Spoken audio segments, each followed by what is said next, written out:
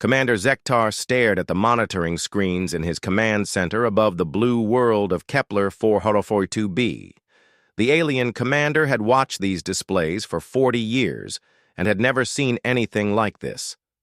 Earth was silent, not just quiet, but completely dead to all forms of communication. No radio waves bounced between the planet and its moon. No quantum signals traveled through subspace channels. No emergency beacons flashed their automated distress calls. The third planet in the Sol system had simply stopped talking to the universe. Zektar pressed his six-fingered hand against the cool metal console and tried to make sense of what his instruments were telling him. Earth had been the loudest planet in known space just yesterday. Human voices had filled the communication channels with their endless chatter about trade deals and scientific discoveries and political arguments. Their ships had buzzed between star systems like busy insects carrying messages and cargo to every corner of the galaxy. Now there was nothing but the cold silence of empty space. The Altarian commander called his communications officer over to the main display. Officer Nextall had been monitoring human channels for 15 years and knew their patterns better than anyone else on the station. The young alien looked at the readings, and his blue face turned pale with confusion. He ran the scans 3 more times before he dared to speak. Earth was not just quiet. According to every sensor they had, the planet showed no signs of intelligent life at all. The massive cities still glowed with electric lights.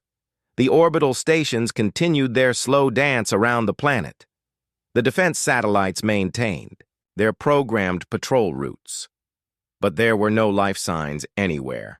Not in the sprawling metropolis of New York, not in the busy spaceports of Luna Base, not even in the deep underground bunkers that humans had built to survive disasters.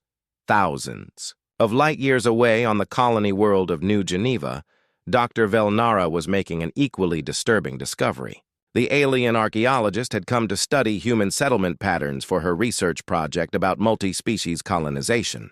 She had expected to find a thriving community of 50,000 humans working alongside alien traders and scientists. Instead, she found a ghost town that made no sense at all. The colony looked like someone had pressed a pause button on normal life. Steam still rose from coffee cups sitting on outdoor cafe tables. Personal vehicles sat running in the middle of streets with their doors hanging open. Children's toys were scattered across playground equipment as if the young ones had simply vanished while playing.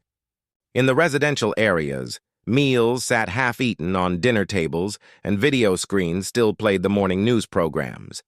Dr. Velnara walked through the empty streets with growing unease. Her scanner detected no bodies anywhere in the settlement. There were no signs of struggle or violence. No emergency broadcasts had been sent from the colony's communication center. The humans had simply disappeared as if they had never existed at all. The only clue was a strange energy reading that her equipment could not identify. The readings showed that some kind of dimensional disturbance had occurred exactly 24 hours ago across the entire colony at the same moment. In the depths of space beyond the outer rim, Captain Jake Morrison was bringing his survey ship, Liberty, home from a 6-month exploration mission. The human captain had been mapping uncharted star systems and looking for new worlds that might support colonies. He was tired and ready to see his wife Amy again. His crew of 12 had done good work, and they deserved shore leave after their long journey through empty space. The ship's artificial intelligence system, Aria, had been unusually quiet during their return trip. The AI normally provided constant updates about news from human space and messages from their families back home. Jake had noticed the silence, but assumed it was just a communication delay caused by their distance from the major relay stations. When Aria finally spoke, her words changed everything Jake thought he knew about the universe. The AI's voice carried a strange tone that Jake had never heard before. She told him that every human colony in known space had gone silent at exactly the same time. Every space station, every ship, every settlement on every world where humans had built their new lives among the stars.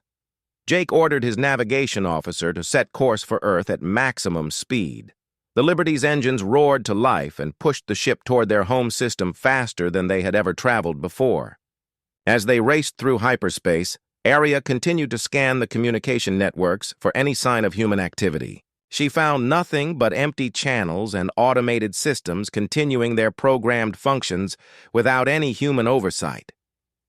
The captain sat in his command chair and tried to understand what could have happened to 8 billion people and countless colonies scattered across hundreds of star systems. No weapon existed that could reach so far. No disease could spread faster than light itself. No natural disaster could affect so many worlds at once. Yet somehow, in a single moment, humanity had simply vanished from the galaxy. The Liberty dropped out of hyperspace at the edge of the Sol system, and Jake's worst fears were confirmed. Earth hung in space like a beautiful blue marble, but the planet that had given birth to humanity was as silent as a tomb. The ship's sensors detected the familiar signatures of human technology still functioning across the world, but there were no humans left to use any of it. As Jake stared at his homeworld through the view screen, a priority transmission reached. The Liberty from the Galactic Council's emergency frequency. The message was simple but terrifying in its implications. Captain Morrison and his crew of 12 might be the last humans left alive in the entire galaxy. Jake brought the Liberty into Earth's atmosphere with hands that shook despite his years of training. The planet looked normal from space, but as they descended toward the surface, the true scope of the mystery became clear. Cities stretched out. Below them, with lights still burning and traffic systems still functioning, but no people walked the streets. No vehicles moved through the automated roadways. No aircraft flew between the towering buildings that humans had built to reach toward the stars. The ship landed in Central Park, where Jake had played as a child. The captain and 3 of his crew members put on their environmental suits and stepped out onto grass that was still green and well-maintained by robotic systems. They walked through the empty streets of New York and found a world frozen in time. Newspapers still sat in delivery boxes with headlines about a breakthrough in quantum research. Restaurant tables were set for meals that would never be eaten. The great museums held their treasures for visitors who would never come. Lieutenant Kate Adams, Jake's second-in-command, led a team to the United Nations building where humanity's leaders had met with alien ambassadors just days before. The BAF? Security cameras showed the last moments before the disappearance. At exactly 11:47 Earth Standard Time, every human in the building had stopped what they were doing and looked up at the ceiling. Bright portals of shimmering light had appeared throughout the complex. The humans had walked calmly toward these doorways of energy and stepped through them without hesitation or fear. The portals had closed behind them, leaving only empty rooms and unanswered questions. Similar scenes played out on every security recording they found. In London, humans had left their offices and homes to walk toward portals that appeared in Hyde Park. In Tokyo, thousands had gathered in the city center around a massive gateway of golden light. In Sydney, families had brought their children to the harbor, where the portals reflected off the water like fallen stars. Everywhere the story was the same. The humans had known these doorways were coming and had gone to them willingly, while Jake's team searched Earth.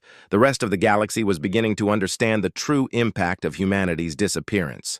On the trading station at Alpha Centauri, Zephyrian merchants found their supply chains completely broken. Human factories had been producing 70% of the galaxy's manufactured goods. Without those products, entire economic systems began to collapse within days. The sophisticated medical equipment that humans had invented sat unused in alien hospitals because no one else understood how to maintain the complex systems. The war between the Krolix Empire and the hegemony of worlds erupted into chaos without human peacekeepers to maintain the fragile ceasefire.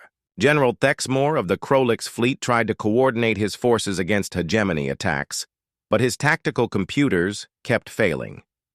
Every major military strategy of the past century had been developed by human advisors who understood three-dimensional space combat in ways that other species could not match. Without their guidance, both sides were fighting with tactics from a previous age and suffering massive casualties. On the mining world of Titan VII, alien foreman Grixol made a discovery that added to the mystery. The human workers had not just vanished like everyone else. In their final week, they had worked with incredible efficiency, extracting enough rare minerals to supply the entire sector for a year. They had completed maintenance on equipment that normally took months to service. They had organized their tools and supplies as if they knew they would not be coming back. Most strange of all, they had left detailed instructions for alien workers to continue their operations, written in perfect galactic standard, despite most humans preferring to use their own languages. Dr. Velnara traveled from New Geneva to join Jake's investigation team on Earth. The alien scientist brought with her data that changed everything they thought they knew about the disappearance. Hidden in the basement of every major human research facility, she had found evidence of something called Project Homecoming. The research files showed that human scientists had been studying dimensional frequencies that matched readings detected from ancient ruins on 12 different worlds throughout the galaxy. The ruins were older than any known civilization, but they contained technology that interfaced perfectly with human neural patterns. Other species had tried for centuries to activate the crystalline formations found at these sites, but only humans could make them respond. The project files suggested that these ancient structures were somehow connected to humanity's origin and purpose in the galaxy. Kate discovered more pieces of the puzzle in the Quantum Research Laboratory beneath Geneva. The final experiments, conducted by human scientists, had involved opening small portals to parallel dimensions. The energy signatures matched exactly what Dr. Velnara had detected at the moment of the mass disappearance. More disturbing was a video log from Dr. Lisa Carter, Earth's leading quantum physicist, recorded just hours before everyone vanished.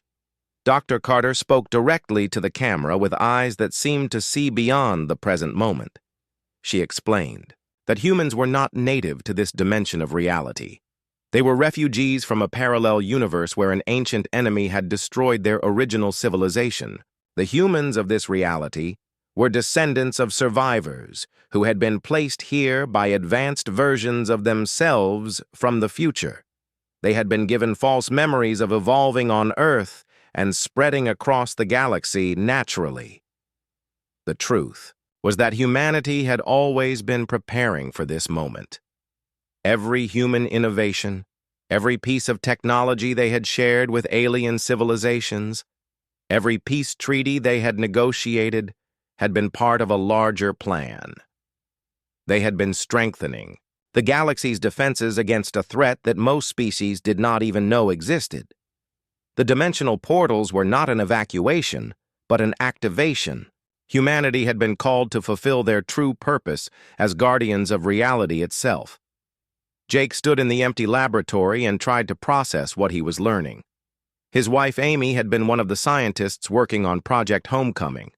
She had known this day was coming and had never told him. Every human in the galaxy had carried this knowledge buried deep in their genetic memory, waiting for the signal that would awaken their true nature and calling them to a destiny that transcended individual existence. The captain looked out at the city where he had been born and realized that everything he thought he knew about being human was just the surface of a much deeper truth. His species had never been explorers or traders or diplomats by choice. They had been soldiers in a war that spanned multiple dimensions, and now that war had finally begun, the effects of humanity's disappearance spread across the galaxy faster than anyone had expected. Within 2 weeks, the elegant fusion reactors that powered half of known space began experiencing cascade failures. The alien engineers who tried to maintain them discovered that human-built technology operated on principles that other species could barely understand. Every system had been designed with maintenance protocols that required intuitive leaps and creative problem-solving that came naturally to humans, but seemed impossible for other minds to grasp.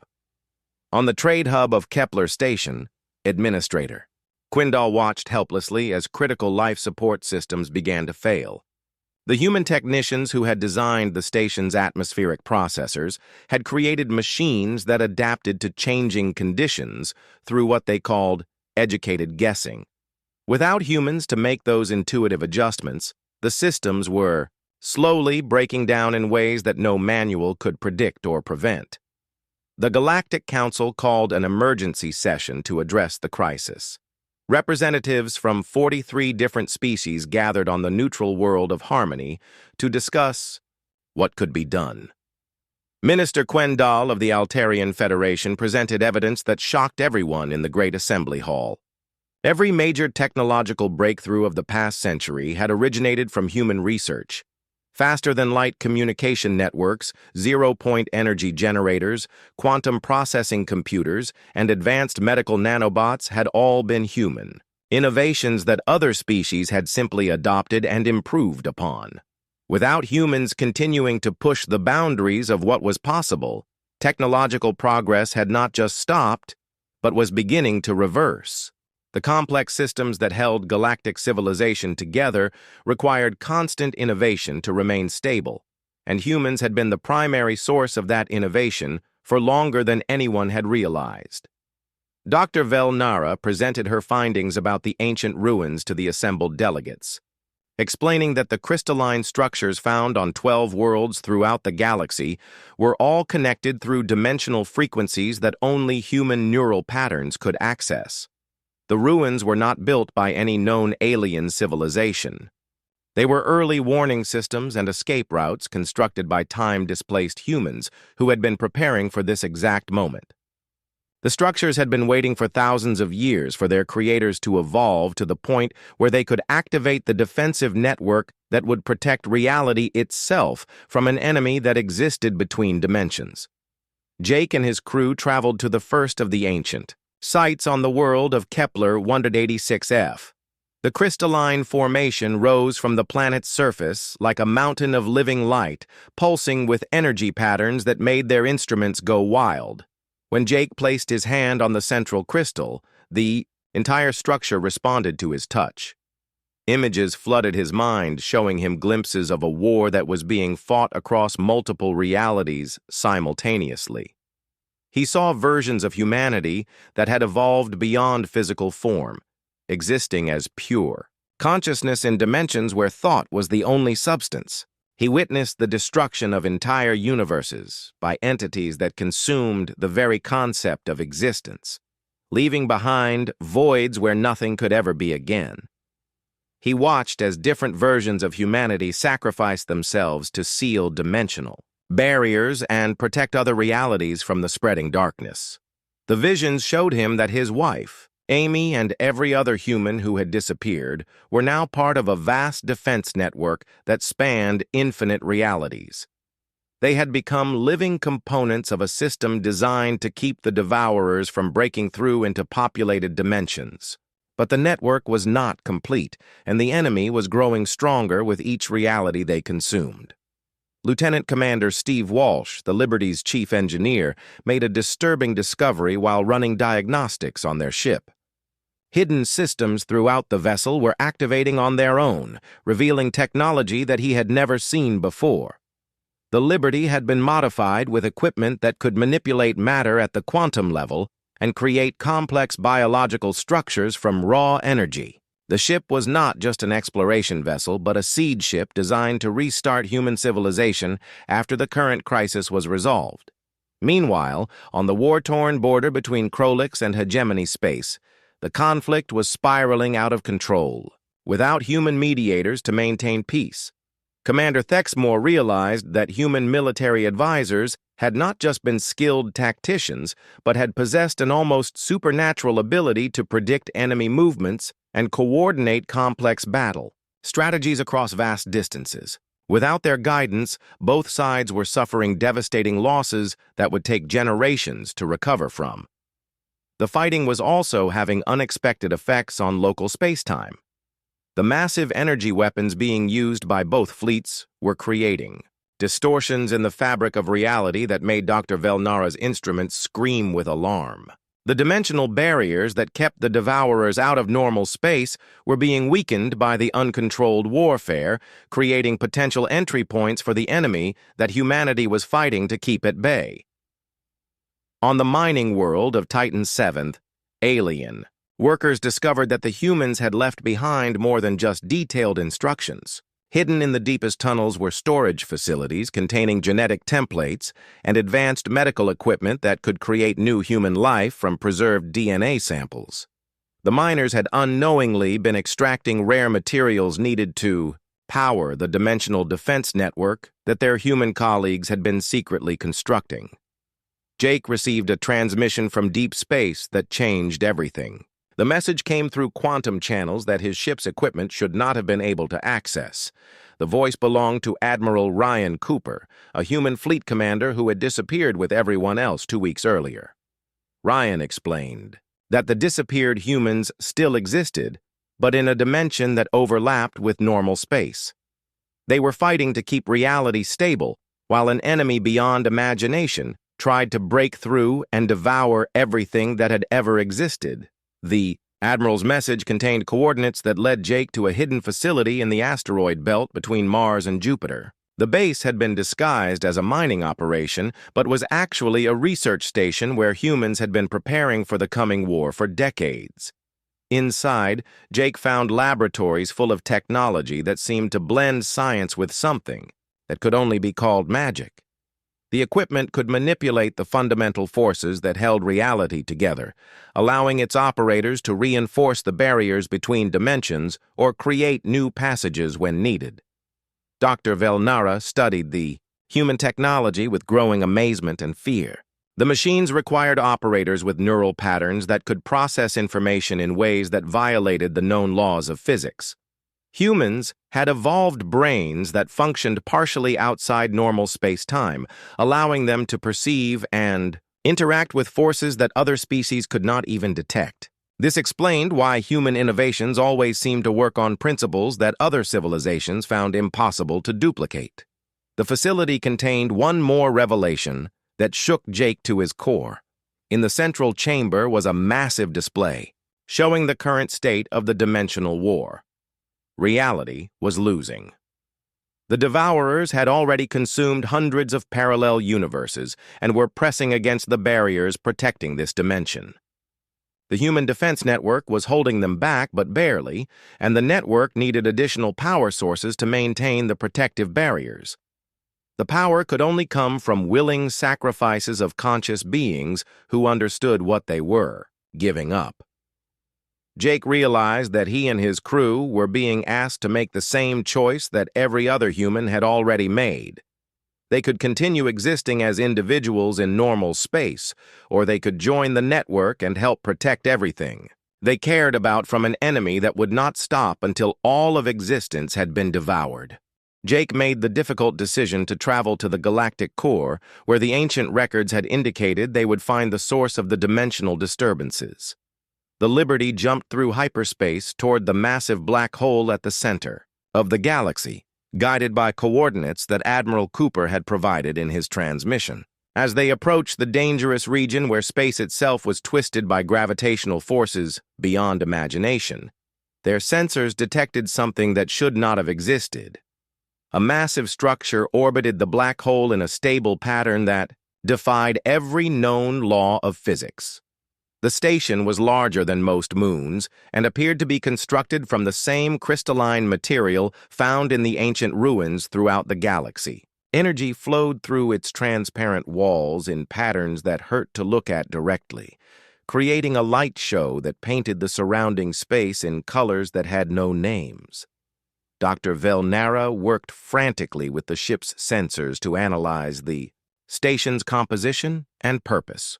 The readings made no sense according to conventional science, but they matched perfectly with the dimensional frequency data she had collected from the ruins. The station existed partially in normal space and partially in the parallel dimension where the disappeared humans were fighting their war against the Devourers. When the Liberty docked with the station, Jake and his team found themselves walking through corridors that seemed to stretch infinitely in all directions.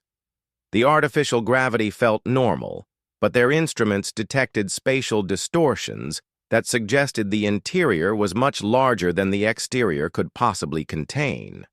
The walls pulsed with energy that responded to their presence, brightening as they passed and dimming behind them as if the station itself was aware of their movement.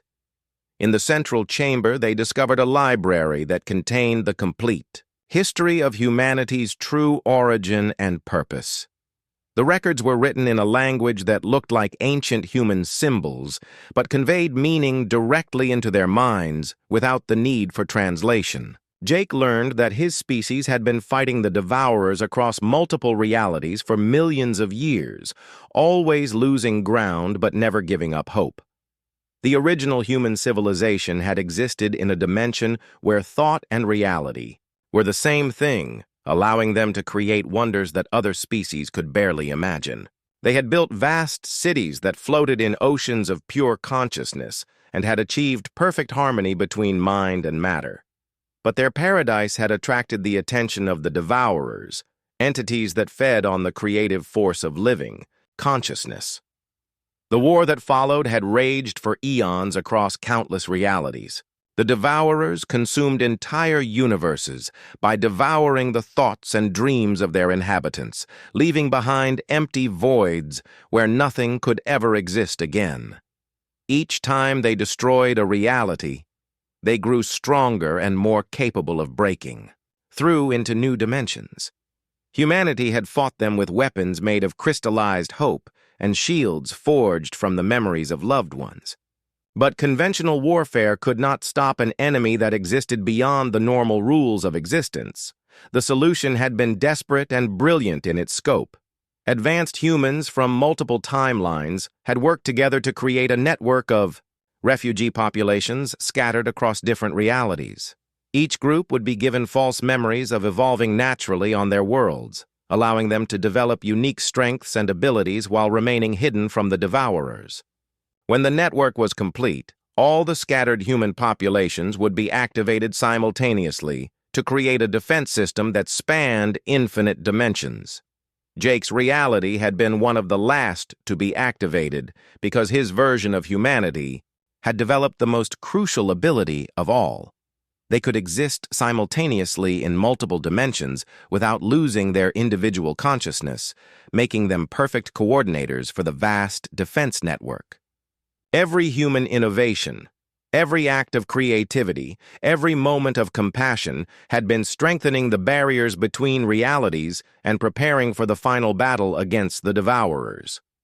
Lieutenant Kate Adams discovered that the station contained detailed records of the current war being fought in parallel dimensions. The disappeared humans were not just defending their own reality, but were actively pushing back against the Devourers in universes that had already been partially consumed. They were rescuing survivors from destroyed realities and rebuilding the creative forces that the enemy had tried to devour.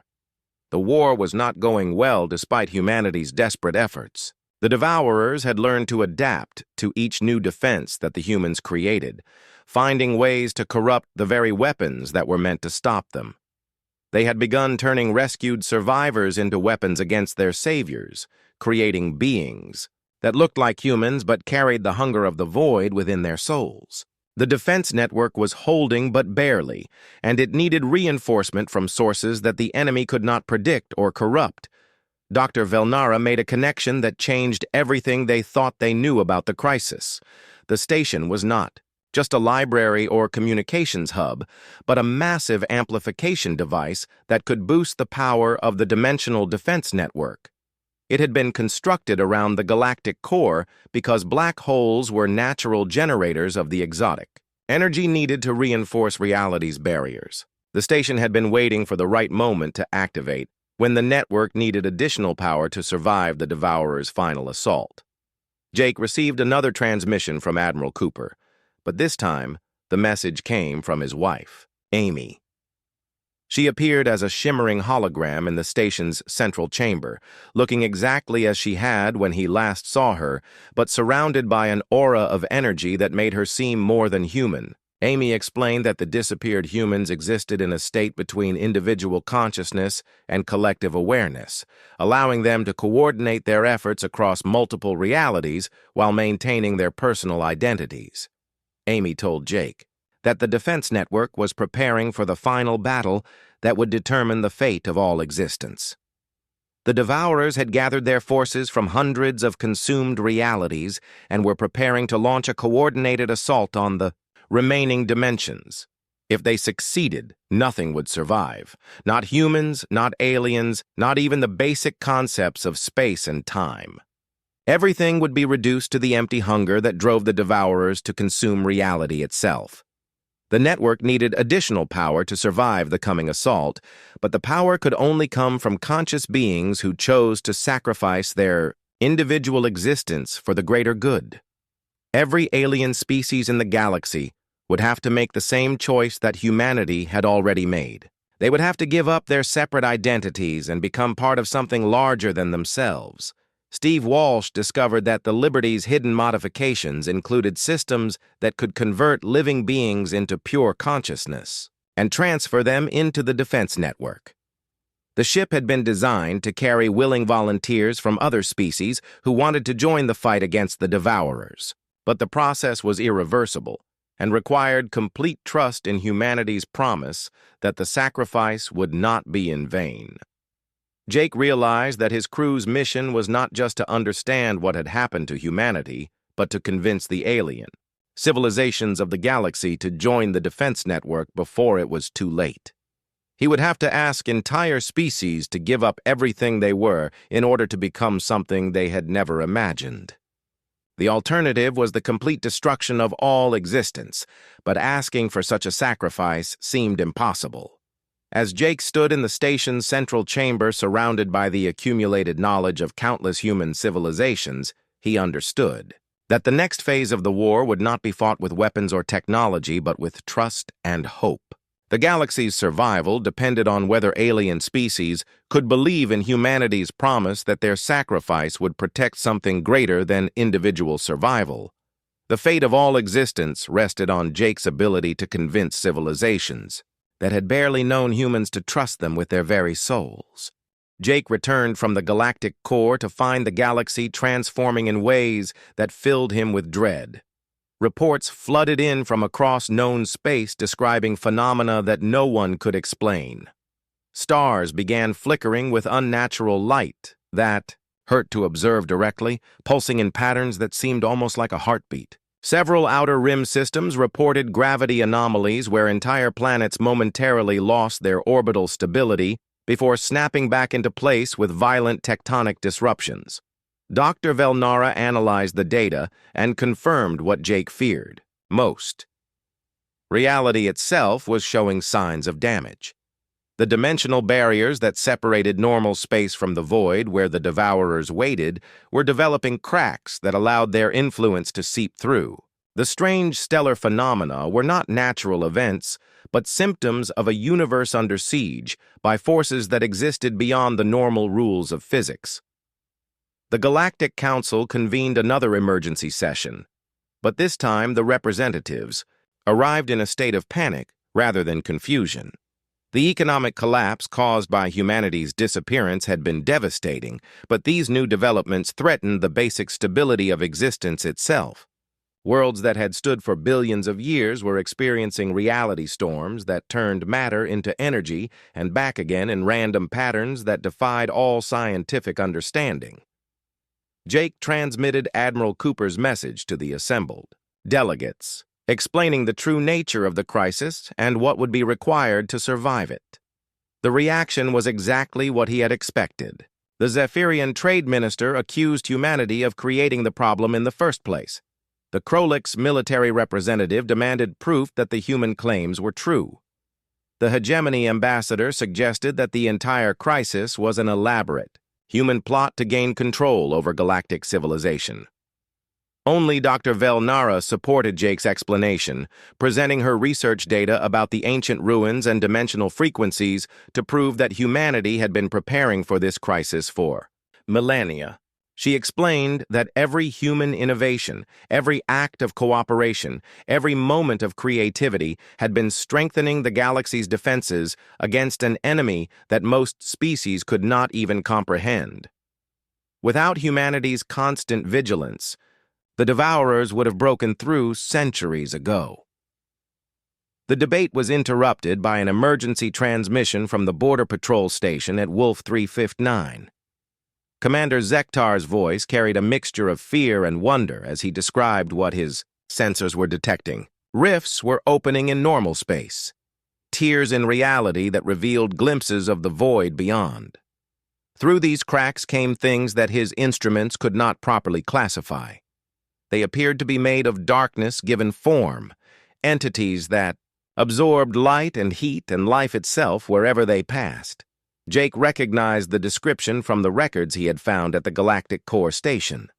The Devourers had begun sending scouts through the weakened dimensional barriers, testing the strength of reality's defenses and looking for vulnerable points where they could force a larger opening. The final assault that Amy had warned him about was beginning earlier than anyone had expected. The alien delegates watched in horror as live feeds from multiple star systems showed the Devourer scouts in action. The entities did not destroy matter, in any conventional sense. Instead, they erased the very concept of existence wherever they passed, leaving behind regions of space where nothing could ever be again. Ships that entered these voids simply ceased to exist, not destroyed, but retroactively prevented from ever having been created. Minister Quendal of the Altarian Federation was the first to understand the full implications of what they were witnessing. If the Devourers succeeded in breaking through completely, they would not just kill every living being in the galaxy. They would erase the entire history of the galaxy, making it so that none of them had ever existed in the first place. There would be no afterlife, no memory, no trace that their civilizations had ever achieved anything meaningful. Jake received another transmission from the Dimensional Defense Network, this time from multiple sources simultaneously. Amy's voice, blended with those of Admiral Cooper and dozens of other disappeared humans as they explained the desperate situation. The scout incursions were draining power from the network faster than they could compensate. The barriers between dimensions were failing and would completely collapse within days unless they received massive reinforcement. The reinforcement could only come from conscious beings who willingly joined the defense network. But the power requirements were enormous. Saving the galaxy would require not just a few volunteers, but entire civilizations choosing to sacrifice their individual existence for the collective good. Every major species would need to contribute significant portions of their population to have any hope of stopping the Devourers. The Galactic Council faced an impossible choice. They could maintain their individual existence and watch as reality itself was consumed by entities that would erase them from history, or they could trust humanity's promise that joining the defense network would allow them to continue existing in a new form while protecting everything they valued from complete annihilation. The debate raged for hours as representatives struggled with a decision that would determine the fate of their entire species. The Krolix Empire's military doctrine emphasized individual strength and honor in battle, making the concept of merging consciousness with other beings deeply disturbing to their cultural values. The Zephyrian traders worried about losing the complex economic relationships that defined their society. The hegemony of worlds questioned whether existence as part of a collective consciousness could truly be called living at all. Dr. Velnera made an impassioned speech that turned the tide of the discussion. She reminded the delegates that humans had already made this sacrifice for everyone else's benefit. They had given up their individual lives to become guardians of reality itself, asking for nothing in return except the chance to protect the civilizations they had come to love. If the galaxy's greatest protectors were willing to pay such a price, how could the beneficiaries of their sacrifice do any less? Jake watched as one by one the representatives began to understand that there was no real choice to be made. The Devourers would not be satisfied with consuming just humanity. They would devour everything that existed until only the empty hunger remained. The only question was whether the galaxy's species would fight back as a united force or be consumed individually while clinging to the illusion of independence. The vote was unanimous, but Jake could see the fear in every delegate's eyes. They were agreeing to ask their entire civilizations to give up everything they had ever known on the promise that humanity could protect them from an enemy beyond imagination. The weight of that trust pressed down on Jake like a physical force, making him understand why Amy and the others had looked so serious in their final transmissions. Jake activated the Liberty's hidden systems and began the process of converting the ship into a collection and transfer station for volunteers from across the galaxy. The modifications that Steve had discovered were not just for creating new humans, but for safely transitioning any conscious being into the dimensional defense network. The ship would become a bridge between individual existence and collective consciousness, allowing beings to join the fight against the Devourers while maintaining their essential selves. As ships from dozens of worlds began arriving at the Liberty, Jake realized that humanity's greatest achievement was not their technology or their diplomatic skills, but their ability to inspire other species to become more than they had ever thought possible. The galaxy was about to transform in ways that no one could predict. But for the first time since the crisis began, Jake felt hope that existence itself might survive the coming darkness. The dimensional rifts tore open across the galaxy like wounds in the fabric of existence itself, revealing the true horror of what lay beyond reality's protective barriers. Through these tears came not just scouts, but the full force of the Devourer. Invasion, entities of pure hunger that consumed the very concept of being wherever they passed. Jake watched from the Liberty's command center as entire star systems simply ceased to exist, not destroyed, but retroactively erased from the timeline as if they had never been created. The alien volunteers who had gathered around the Liberty worked frantically with Jake's crew to establish connection points for the Dimensional Defense Network.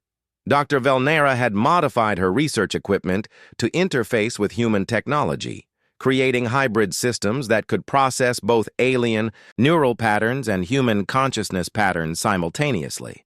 The ship hummed with energy as thousands of beings from dozens of species prepared to sacrifice their individual existence for the survival of everything they loved.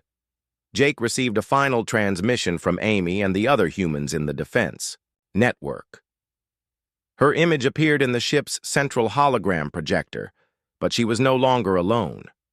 Thousands of human faces surrounded her in a display that showed the true scope of humanity's sacrifice. They existed as individual consciousnesses within a collective awareness that spanned multiple dimensions, fighting a war that most beings could not even perceive. Amy explained that the final battle would require Jake and his crew to become living components of the most crucial part of the defense network. The Liberty would be transformed into a dimensional anchor that could stabilize reality's barriers, while the network channeled the collective power of all the galaxy species against the Devourers. The process would change them in ways that could not be reversed, but it was the only way to create a weapon capable of stopping entities that existed beyond normal space and time. Jake looked around at his crew and saw the same determination in their eyes that he felt in his own heart. Lieutenant Kate Adams had already begun interfacing with the ship's quantum processors, allowing her consciousness to merge with the navigation systems.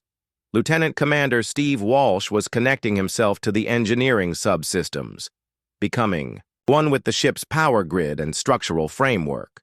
One by one, the crew members transformed from individual beings into living components of a machine designed to save existence itself.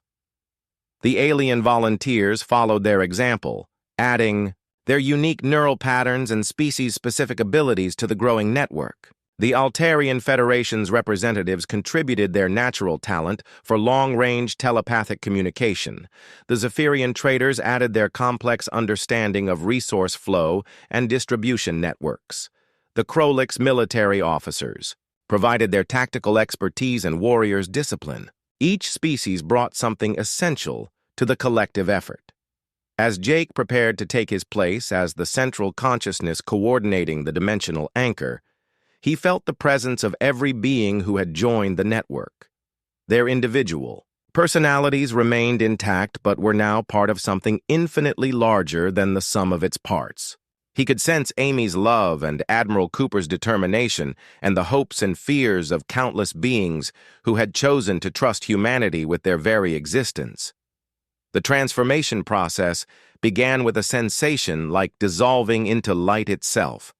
Jake felt his consciousness expanding beyond the boundaries of his physical form, connecting with systems and beings across multiple dimensions simultaneously. He became aware of the war being fought in parallel realities, seeing through the eyes of humans who battled entities of pure void in landscapes made of crystallized thought and weaponized hope.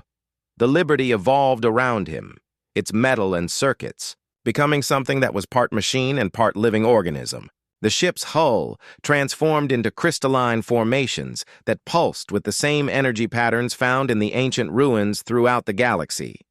The vessel became a bridge between normal space and the dimension where the defense network operated, allowing power to flow between realities in ways that strengthened both.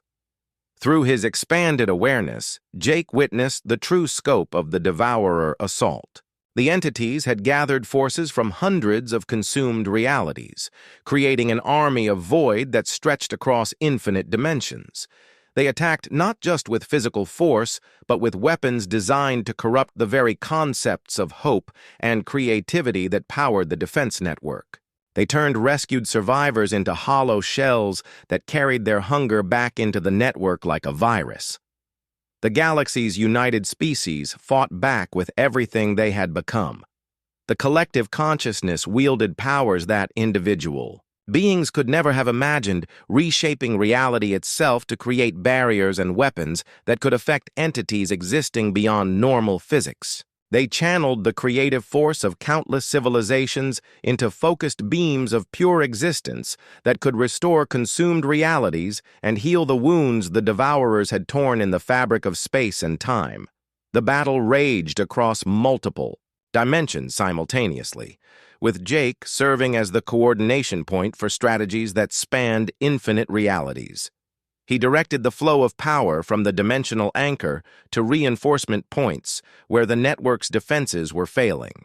He coordinated rescue operations that saved partially consumed universes and integrated their survivors into the growing alliance of conscious beings fighting for existence itself. The turning point came when Jake realized that the Devourers' greatest weakness was their inability to understand the concept of willing sacrifice. They could consume beings who fought for their individual survival, but they could not process or counter actions taken by beings who had chosen to give up their separate existence for the good of others. The network's power came not from the individual strength of its components, but from their collective choice to become something greater than themselves. Jake directed the network to focus all of their accumulated power into a single coordinated strike that would use the Devourer's own nature against them. Instead of trying to destroy the entities, the network created a trap made of pure creativity and hope, offering the Devourers everything they wanted to consume in one irresistible package. When the entities moved to devour this offering, they found themselves caught in a feedback loop that turned their own hunger against them. The Devourers began consuming themselves, their nature as beings of pure void creating a cascade effect that spread through their entire force across all realities. They had become so focused on consumption that they could not stop themselves from devouring their own substance when it was presented in the right way. One by one, the entities that had threatened all existence simply ceased to be, not destroyed, but transformed into the creative force they had tried to consume. The war ended not with a great explosion, but with a moment of perfect silence that Jake felt in every part of his expanded consciousness. The dimensional barriers stabilized and began to heal themselves, sealing the rifts that had allowed the Devourers to threaten normal space. Reality itself seemed to take a deep breath and settle back into its proper configuration, stronger than it had been before the crisis began. Jake found himself back in physical form aboard the Liberty, but he was forever changed by his experience as part of the network. He could still sense the presence of every being who had joined the collective effort, their consciousness remaining connected even as they returned to individual existence. The network had become a permanent part of reality's structure, ready to respond if any similar threat ever emerged. One by one, humans began reappearing on their worlds and colonies throughout the galaxy. They returned with enhanced abilities and expanded awareness, capable of perceiving and defending against dimensional threats that other species could not detect. They were no longer just another alien species among many, but had become the galaxy's permanent guardians against forces that existed beyond normal understanding. Amy appeared on the Liberty's bridge exactly 1 year after the disappearance, looking the same as she had when she left, but carrying within her eyes the wisdom of someone who had seen the true nature of existence itself. She embraced Jake and told him that their sacrifice had created something beautiful beyond imagination. The galaxy was now protected by a network of consciousness that spanned multiple realities, ensuring that the creativity and hope of countless species would never again be threatened by the hunger of the void. Children began being born on Earth, and the human colonies, but these new humans carried within their genetic structure the knowledge and responsibility of protecting all existence from threats that lurked between realities. They would grow up knowing that their greatest purpose was not individual achievement, but collective service to something larger than themselves. Dr. Velnara established a new research institute dedicated to studying the interaction between consciousness and reality, working with humans and aliens to better understand the forces that held existence together. She often observed that while the stars were no longer silent, they now sang with harmonies that included frequencies only the network could hear. It was the sound of dimensional barriers holding strong against the darkness that waited beyond the edges of known space.